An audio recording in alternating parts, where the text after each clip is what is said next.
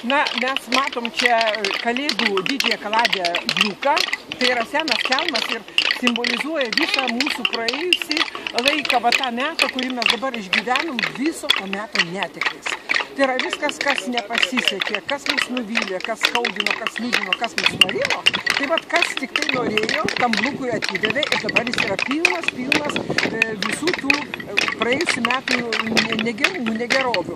Ir štai dabar mes ruošiamės jį sudeginti, mes jį būtinai sudeginsim tam, kad diena nušvistų, kad turėtumėm ne tik saulės pradžią, saulę išvadavę, nes bliukas kas vėlgi yra, tai yra didžioji pasaulio gyvatė prarijusi saulę.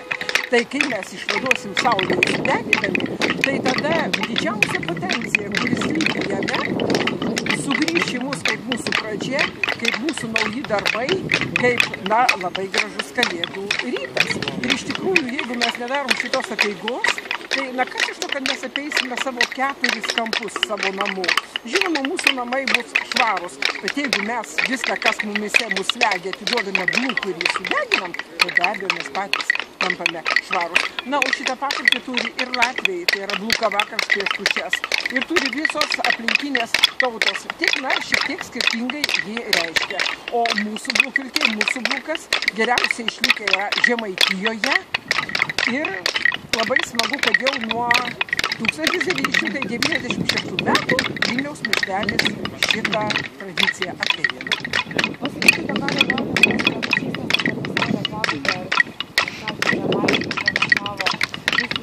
jie pripranašavo viską labai gerai, todėl kad tiesiog baigėsi kalendorius, bet baigėsi ir mūsų kalendorius. Va šiandien mes baigėme kalendorių sudegindami bliuką tam, kad prasidėtų naujas ratas, todėl kad su kūčiom, su kalėdom saulė grįžta, diena tampa ilgesnė ir šiandien mes tam tikrą prasme darom savo neišgyvento, savo sutrūnijusio pasaulio pabaigą.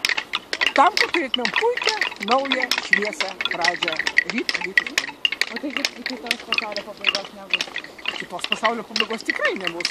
Bus tik mūsų blogų minčių, mūsų nepadarytų darbų, mūsų pykčio, mūsų, tai, kas mus žlugdo. Bet šito pabaiga tikrai bus šiandien. Aš ten skaičiau, kad būtent šitos apeigas nuvys tą pasaulio pabaigą ir visiems, kurie tiki kažkokį išsivalymą duos. Be jokios abejonės, ugnis visada nuveja piktasias dvasias ir apskritai nušviečia mums mūsų pasaulį. Ugnis yra tai, kas yra mūsų kūrybinė ugnis, mūsų vidinė ugnis. Ir mūsų šypsenos, mūsų potencija, žinoma, kad visas pasaulio pabaigas nuveja. Be jokios abejonės, jeigu mes to tikime, tai taip ir yra.